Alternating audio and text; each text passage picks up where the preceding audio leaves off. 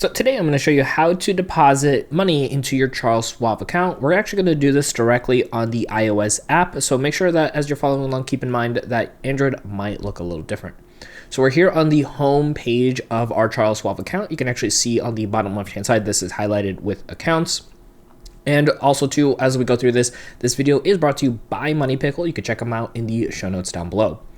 So from this homepage right over here, what we're going to actually want to do is go to the bottom right-hand side of the screen where you see it says more, and then those three horizontal dots. We're going to go ahead and click right over here.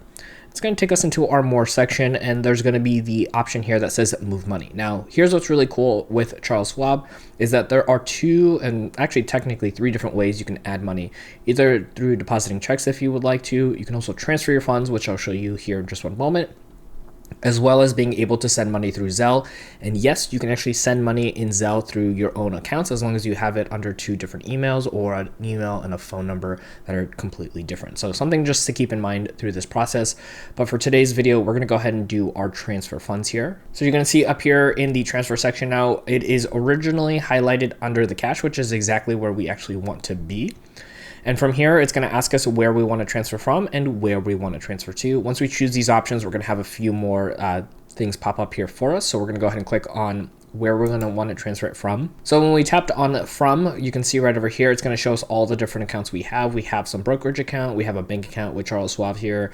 And then we also have our external accounts, which is where we want to pull our money from. So we're going to go ahead and choose one of the bank accounts that we have on file. And if you don't already have one on file, I'll have a video in the show notes down below to show you how to add a bank account on file for you. So we're going to choose one of the banks. And then in the to section, we're going to go ahead and tap right over here for selecting an account. And here, just like the other section, we're going to see all the different accounts. It actually will also show you the accounts it can't transfer to for different reasons. So from here, we can actually transfer into our brokerage account or into our actual Schwab bank account, but we want to go ahead and do this into our brokerage account. So we're going to tap right over here. And once we do that, we're going to have all these new options. So it actually is going to let us know how much cash is currently available in this account.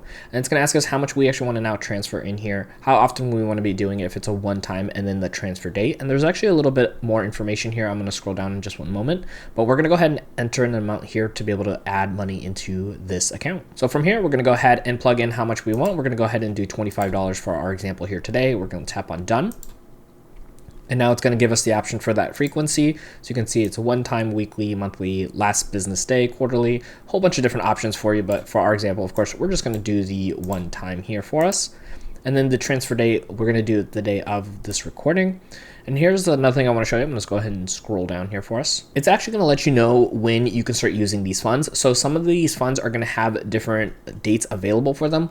So you can actually see the different things. So this is really nice. If you are going to be trading with stocks, you actually have the option right up here to be able to trade on that same day. And then as far as the actual amount being withdrawn with no restrictions, that is going to be a couple of days after the original deposit. So please keep in mind when you're transferring, sometimes you'll have quick access to the money. Other times it's going to be a little bit longer to be able to withdraw that kind of money as well. So just something to keep in mind. If everything looks good here, we're going to go ahead and click on continue.